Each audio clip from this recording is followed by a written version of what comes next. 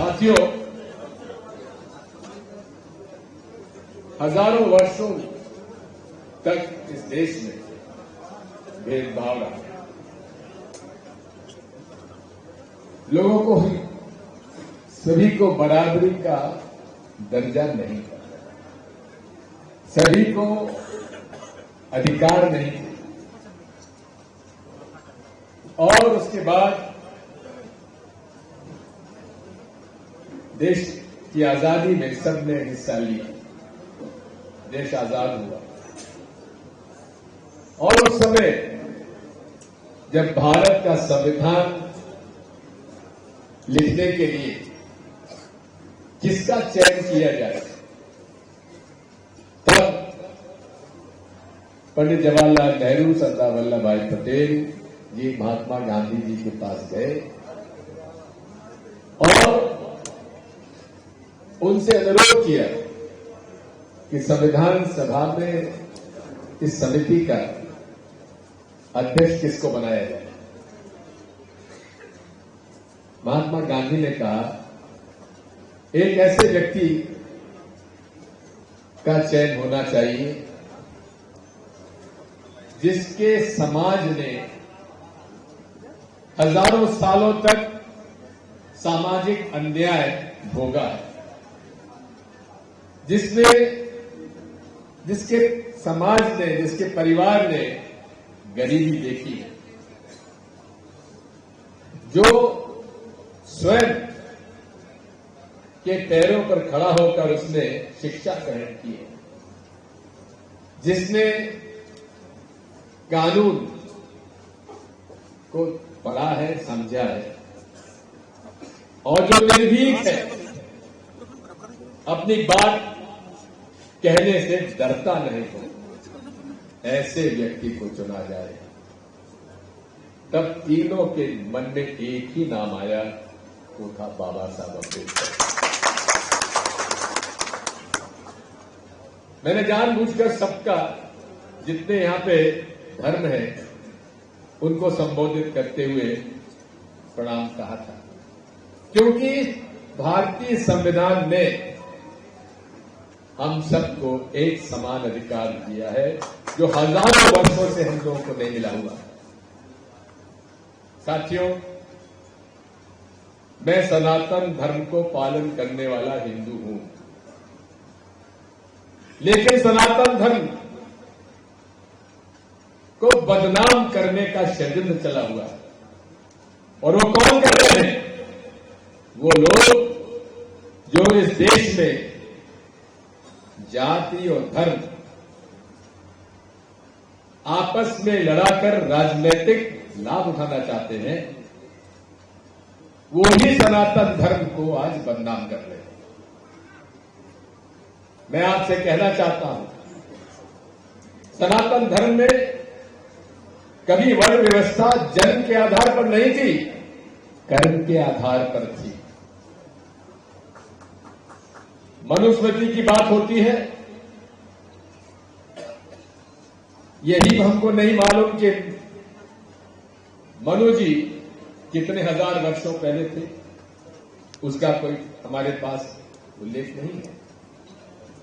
लेकिन मनुस्मृति के भी अगर आप गूगल जाके देखेंगे तो उसमें आता है, उसके भी अनेक उसके ड्राफ्ट हैं, मजमून उसका अलग अलग है। लेकिन एक बात साफ है, आप मनुस्मृति को सही मानते हैं या भागवत गीता को सही मानते हैं, सनातन धर्म की सबसे महत्वपूर्ण गीता का हम लोग जो सम्मान करते हैं, सनातन धर्म उसको मनुस्मृति से बड़ा मानते हैं। और उस गीता के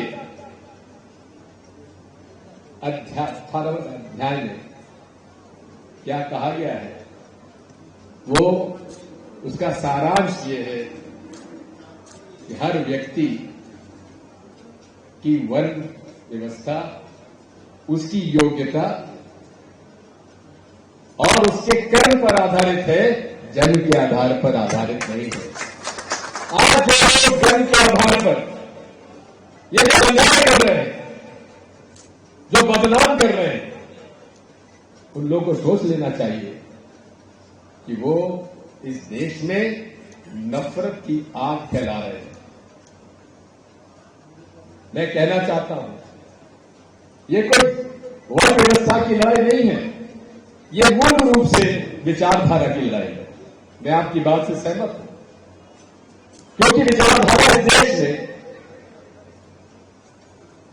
आज वो संगठन आरएसएस जो एक समूह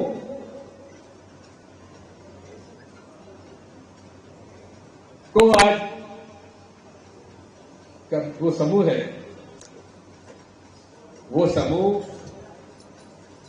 इस देश में अनैतिक रूप से कब्जा करना चाहता है और उसके माध्यम से आज पूरे देश में ये नफरत की आग फैलाई जा रही है। ये देश सबका है और सनातन धर्म प्रेम, सद्भाव, सत्य, अहिंसा का मार्ग बताता है। और यही नहीं है, स्वामी विवेकानंद जी ने भी ये बात कही है, चाहे धर्म हो, चाहे सनातन धर्म हो, चाहे इस्लाम हो, चाहे ईसाई धर्म हो, चाहे बौद्ध धर्म हो, चाहे भगवान हमारे जैन धर्म हो, सबका एक मूल आधार है इंसानियत। इंसानियत के मार्ग से ही देश की तरक्की होती है, समाज की तरक्की होती है। और इंसानियत क्या है? प्रेम, सद्भाव, सर्वधर्म समभाव। अरे हमारा सर्वधर्म समभाव हमारे सनातन धर्म का मूल है। जो आपका हिंदू कहता है कि नहीं, सर्वधर्म समभाव नहीं है, सारे धर्म एक नहीं है, वो सनातन धर्म का पालन करने वाला हो नहीं सकता। साथियों, मैं बता देना चाहता हूं, कौन किस परिवार में जन्मेगा कि हम तय करते हैं। इस बालक ने क्या तय किया था कि दलित परिवार में जन्मेगा? क्या दिग्विजय सिंह ने तय किया था कि वो क्षत्रिय परिवार में पैदा होगा? नहीं, ये ऊपर वाला तय करता है। और उसके बाद हम उस परिवार के पालन पोषण में और उसके बताए हुए रास्ते पर और उस परिवार को एक रास्ते से चलकर हम उसका पालन करते हैं। क्या गुनाह किया था इन लोगों ने जो हजारों वर्षों तक इनको शिक्षा से दूर रखा गया? क्या गुनाह किया था इन लोगों ने जिनको कि सम्मान समाज में नहीं दिया? क्या गुनाह किया था इन लोगों ने जिनके साथ बेगार कराई जाती थी? क्या गुनाह किया था इन लोगों ने जो हमेशा से हजारों सालों तक एक अन्याय को भोगते रहे शांति से? शिक्षा से इनको क्यों दूर रखा गया? क्योंकि शिक्षा ही क्रांति का पहला कदम है और शिक्षा से दूर रखने का केवल एकमात्र कारण था और उसी शिक्षा के माध्यम से बाबा साहब अम्बेडकर ने सोए हुए समाज को जगाया, तो केवल शिक्षा के माध्यम से जगाया।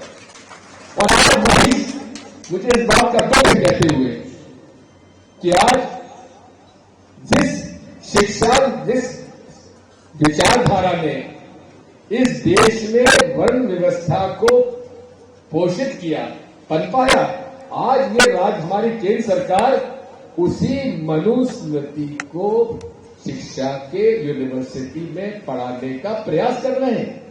ये कैसे हम स्वीकार कर लेंगे? मैं आपसे कहना चाहता हूं, मैं वो परिवार से हूं, मेरे पिता गांधीवादी थे। जब छुआछूत के खिलाफ आंदोलन चला, दलितों का प्रवेश मंदिरों में निषेध था, मेरे पिताजी ने 1940-41 में मेरे परिवार में जितने मंदिर थे उन सारे मंदिरों के प्रवेश द्वार सारे समाज के लोगों के लिए खोल दिए थे, जिसमें दलितों को पूरा अधिकार था। 41 की बात करता हूं। और आज मैं उस रास्ते पर निर्भीकता से चलते हुए, मुझे इसकी चिंता नहीं है। आज लोग कहते हैं सोशल मीडिया पर अरे सोशल मीडिया पे जितनी गाली दिग्विजय सिंह को पड़ती होगी, आप में से किसी को नहीं पड़ती होगी, तो कोई फर्क नहीं पड़ता। सोशल मीडिया में गाली देने वालों से मैं डरता नहीं हूं। मैं सोशल मीडिया से के लोगों को केवल एक बात कहता हूं, दिग्विजय सिंह ने गाली स्वीकार नहीं की, मैं वापस लौटा देता हूं, मुझे फर्क नहीं पड़ता। लेकिन मेरी विचारधारा से आप मुझे इधर उधर नहीं ले जा सकते। और मैं कहता हूं राहुल गांधी जी को कि आज उन्होंने इस देश में उन लोगों के लिए लड़ाई लड़ने का संकल्प लिया है जो हजारों साल से शिक्षा से वंचित थे, समाज से जिनको दूर रखा गया था, जिनके साथ अन्याय किया गया था। मैं आज इस बात को कहना चाहता हूं, mister Wilson, comrade, I agree the presence of SC, ST and OBC in the judiciary, higher judiciary,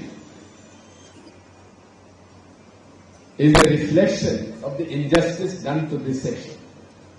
मैं आपकी बात से सहमत हूं। हाई कोर्ट और सुप्रीम कोर्ट में किस प्रकार से इन वर्गों के साथ अन्याय हो रहा है, मैं सहमत हूं। सबऑर्डिनेट जुडिशरी में SC, ST रिजर्वेशन है, लेकिन उस सबऑर्डिनेट जुडिशरी में जितने अनुसूचित जाति और जनजाति के जजेस हैं, उनमें से अधिकांश जजेस जिनकी सेवाएं समाप्त की गई है, अधिकांश जो SC, ST के हैं। और मैं जब मुख्यमंत्री था, मेरे पास ये अधिकार था कि उनके पिटीशन में हम स्वीकार कर सकते थे और हाईकोर्ट से, माननीय हाईकोर्ट से निवेदन करके उनको बहाल करने का अधिकार हमारे साथ था, तो मैंने करवाया। लेकिन मैं आपसे अनुरोध करना चाहता हूं, और आज देश की मांग है, हायर जुडिशरी में भी आरक्षण की आज आवश्यकता है। मैं जानता हूं, जब मैंने कहा है तो मुझे बड़ी गालियां पड़ेगी, पड़ेगी, फर्क नहीं पड़ता। लेकिन कुछ चीजें कुछ समय पर कहना पड़ता है और हमको निडर होकर कहना चाहिए। आखिर हजारों वर्ष का अन्याय एक शताब्दी में भी हम लोग पूरा नहीं कर पाए, समय लगता है। मैं आपसे इतना ही अनुरोध करना चाहता हूं, मैं हमारे उन मित्रों से भी निवेदन करना चाहता हूं जो आज बाबा साहब अम्बेडकर की मूर्ति लगाने का ऐतराज कर रहे हैं। अरे मुझे तो इस बात का आश्चर्य हो गया कि वही आरएसएस संगठन के लोग आजकल BN राव साहब का चित्र बांट रहे हैं। BN राव साहब का हम तो जानते भी नहीं थे ये है कौन। जब मुझे कल किसी ने बताया तो मैं गूगल सर्च पे गया और गूगल सर्च पर मैंने जब देखा कि ये BN राव कौन थे, तो ये लॉयर थे। जम्मू कश्मीर के राजा ने इनको मंत्री बनाया हुआ था। उसके बाद इन्हें लीगल एडवाइस के लिए चयन किया गया और चयन करने के बाद ये हमारे संयुक्त राष्ट्र यूनाइटेड नेशंस में प्रतिनिधि के ऊपर गए और वहां अध्यक्ष बने गए। 1953 में उनका स्वर्गवास हो गया। ये आरएसएस की धूम है। कैसे हम मुकाबला करें बाबा साहब का, कैसे एक वर्ग विशेष के लोगों को फिर से उसमें शामिल करें कि नहीं, बाबा साहब अम्बेडकर ने संविधान नहीं बनाया, अरे हमारे ही एक वर्ग ने संविधान बनाया है। भाई मैं इनकी कारगुजारी, इनकी क्षमता झूठ बोल के लोगों को गुमराह करने की क्षमता का मैं बहुत कायल हूं। इनसे बड़ा झूठ बोलना और झूठ बोलकर लोगों को विश्वास दिला देना, भाई मेरे संगी लोग अब शर्म करो। इतिहास तुम बदल नहीं पाओगे, कितना ही प्रयास कर लो। आजादी की लड़ाई में ये जब लिखा जाएगा कि अंग्रेजों के समय में ब्रिटिश हुकूमत के खिलाफ गांधी जी ने जब भारत छोड़ो आंदोलन का संदेश दिया था, जेल गए थे, उस समय आरएसएस ने कहा था नहीं, अंग्रेजों की सेना में भर्ती होइए और भर्ती होकर ब्रिटिश हुकूमत का साथ दीजिए। ये भी हम नहीं भूल सकते कि जनसंघ के जिन्होंने गठन किया, श्यामा प्रसाद मुखर्जी, जो कि हिंदू महासभा के अध्यक्ष थे, उन्होंने सरकार बंगाल में मुस्लिम लीग के साथ बनाई थी। ये इतिहास है। और यही नहीं है, नॉर्थ वेस्ट फ्रंटियर में भी सरकार मुस्लिम लीग से मिलकर हिंदू महासभा ने सरकार बनाई थी। आज ये कितना ही कह दें, ये इतिहास नहीं बदल पाओगे। मैंने हमेशा से हिंदू मुस्लिम एकता की लड़ाई लड़ी है। जो सांप्रदायिक कटुता फैलाता है, चाहे हिंदू हो, चाहे मुसलमान हो, चाहे सिख हो, चाहे ईसाई हो, मैं उसको स्वीकार नहीं करूंगा और मैं उसके खिलाफ हूं, खिलाफ था और खिलाफ रहूंगा। मैं जब आंध्र प्रदेश का महामंत्री था, इंचार्ज कांग्रेस पार्टी का, आरएसएस के लोगों ने अनेक बार मुझ पर मानहानि के दावे किए। ग्वालियर का तो आपके केस मालूम ही है, उसके बारे में बताने की आवश्यकता नहीं है। कम से कम 5 और से राज्य ऐसे हैं जहां मुझ पर मानहानि का दावा चला हुआ है। मेरा दोष क्या है कि आरएसएस के बारे में जो सच्चाई है वो बोल देता हूं। और यही नहीं, जब आंध्र प्रदेश में इंचार्ज था, मैंने जाकर एमआईएम के गढ़ पुराना हैदराबाद शहर में जाकर जब कांग्रेस पार्टी की आम सभा मैंने एमआईएम के खिलाफ ली, तब 4 केसेस मुझ पर दर्ज किए गए मानहानि के।